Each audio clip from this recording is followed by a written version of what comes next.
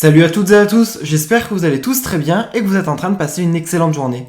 Comme vous avez pu le voir, aujourd'hui on va parler de Naka et d'Héloïse. Vous les connaissez tous, Naka et Héloïse se sont mis en couple dans la toute dernière saison des Marseillais et depuis le début du confinement, ils ne se lâchent plus du tout. En effet, ils sont vraiment fous amoureux et partagent leur quotidien sur les réseaux sociaux. Sauf que depuis qu'ils sont ensemble, il y a eu pas mal de tensions entre eux. En effet, il y a tout juste quelques mois, après le déconfinement, pas mal de rumeurs circulaient sur les réseaux sociaux à propos de leur couple et à propos d'une possible séparation entre eux. Certains blogueurs avaient affirmé qu'ils étaient séparés et qu'il y avait pas mal de tensions. Et certains autres blogueurs affirmaient que cette rupture était fake pour qu'ils fassent soit les princes et les princesses de l'amour ou soit qu'ils participent en tant que célibataires au Marseille contre le reste du monde. Et se trouve qu'aujourd'hui, on en sait beaucoup plus sur ce qu'il s'est réellement passé. En effet, actuellement, Naka et Héloïse sont en voyage car Naka a dû subir une opération de chirurgie esthétique. Et cette opération concerne ses cheveux plus précisément. Se trouve qu'il y a tout juste quelques instants, Naka a enfin décidé de sortir du silence et il a tout raconté de A à Z. En effet, Héloïse lui aurait menti et Naka l'aurait extrêmement mal pris. Ils se seraient donc séparés durant quelques jours voire quelques semaines, mais rassurez-vous, actuellement,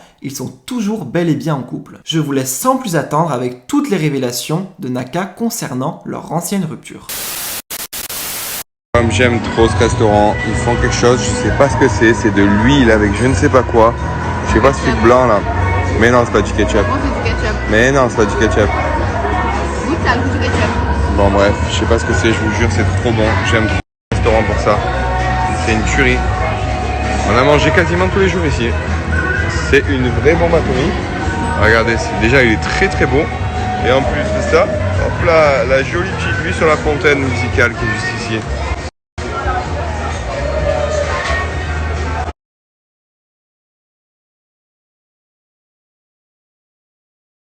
Bon allez, go le massage. On va passer un bon moment détente, ça va faire du bien, on va se régaler. Voilà, ça va me permettre de détendre un peu. Moi je suis resté quand même 6-7 heures sur le billard. Ça va faire du bien. Mes amours, je suis passé devant ce restaurant, impossible de le laisser passer. Vous savez cette passion que j'ai pour la bouffe.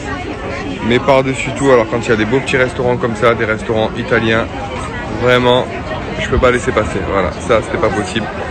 On va s'arrêter, on va manger un petit bout. On s'est bien fait masser cet après-midi. On a fait les magasins et là, place au repas ce soir dodo. Bon les bébés, on s'est bien fait masser. Après on est rentré à la chambre, on s'est lavé tout ça et on est allé faire un peu les magasins. On a acheté 2-3 petits trucs. Je vous montrerai si vous voulez. On a pris 2-3 t-shirts, 2-3 pulls, 3 pantalons. Bref, on a fait un peu les magasins. Et là, en rentrant, on s'est arrêté sur le chemin. Il y avait un petit restaurant italien, super sympa, super mignon. Et la faim m'a envahi. J'ai dit, c'est pas bon, faut qu'on s'arrête. Je peux pas laisser passer ce restaurant. Ça, je peux pas. Je peux faire passer beaucoup de choses. Ça, non. Je commence à arrêter et voilà, là on va manger. Après je pense qu'on va rentrer à l'hôtel. Je vais me reposer moi encore parce que mine de rien, j'ai quand même subi une opération et je bouge beaucoup. Donc je vais me calmer et je vais la faire cool. Alors je mettrai un petit film et dodo. Voilà. Et voilà. À tout à l'heure. On poursuit. On continue. Là on va manger. Bon mes amours, je vais parler un peu sur Snap parce que du coup sur Insta c'est vrai que c'est un peu rapide. Là sur Snap on a un peu plus le temps de discuter, de parler calmement. Donc je vais essayer de parler tranquillement, même si je suis un peu tendu. Je suis bien tendu, vous me connaissez de toute façon quand je parle si je suis tendu ou pas.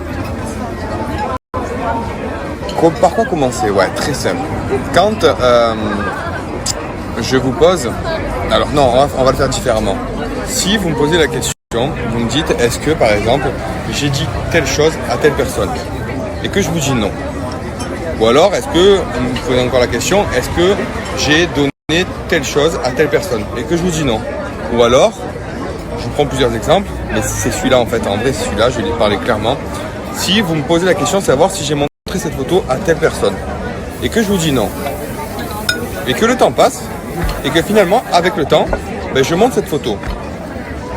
Et que je la prends après, plus tard, que justement, donc du coup en l'occurrence que vous apprenez plus tard que finalement j'ai montré cette photo à telle personne. On est d'accord que je vous ai menti. C'est logique, voilà. C'est ce qui s'appelle un mensonge. Pur et simple. D'ailleurs, je vous ai posé la question directement sur Instagram. Parce que du coup, en fait, c'est ce qu'Héloïse m'a fait. Encore et toujours. Alors, ce qui me fait rire, c'est qu'elle a voulu parler de Corse, de Saint-Tropez, que je suis allé à Saint-Tropez. Mais vu qu'elle veut parler, donc maintenant je vais parler aussi. Pourquoi elle était en Corse? Parce qu'elle a fait des conneries, oui. C'est pas des simples conneries. C'est le mensonge dans un couple. Je pense que c'est très important. Je pense que c'est quand même, c'est le plus important dans un couple. Avoir confiance à la personne avec qui vous êtes. Et quand cette personne qui est avec vous vous ment constamment, dit constamment des mensonges, mais que ce soit minime, comme de gros mensonges, on est d'accord que c'est un mensonge quand même. Voilà. Donc, comprenez la situation. Donc, ce qu'elle disait, ouais, elle est partie en Corse parce que moi, je suis à la Saint-Tropez faire la fête. Ok. Moi, je suis à la Saint-Tropez pour me détendre. Pour m'écarter, tu vois. Voilà, pour m'écarter d'elle. Pour m'écarter des personnes qui mentaient. Donc en fait c'est un petit... parce que c'est vrai que d'ailleurs en l'occurrence ça répond un peu à toutes les questions que vous posiez et tous les blogueurs, certains blogueurs sortaient des trucs de fou en disant ouais, Naka et Héloïse font exprès de se cacher, font exprès de ci, font exprès de ça pour les Marseillais contre le reste du monde et toutbidon.com.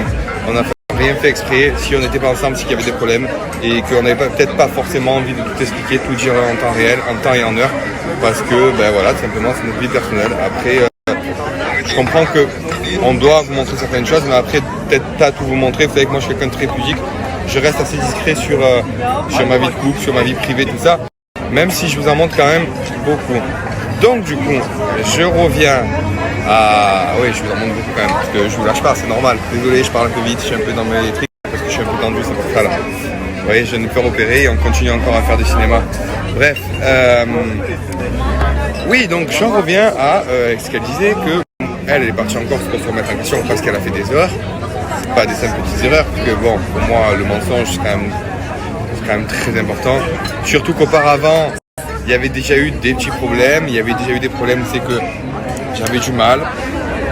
Vous verrez de toute façon ça par la suite, je ne vais pas vous dire tout parce que vous allez voir certaines choses dans les Marseillais contre le reste du monde quand on va arriver. Mais en tout cas,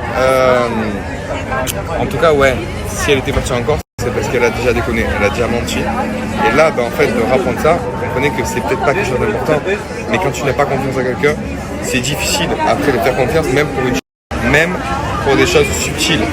Donc, du coup, la vraie question est, est-ce que pour vous c'est un mensonge, oui ou non? Donc, dites-moi ce qu'il en est, pour savoir si c'est moi qui suis fou ou pas. Voilà.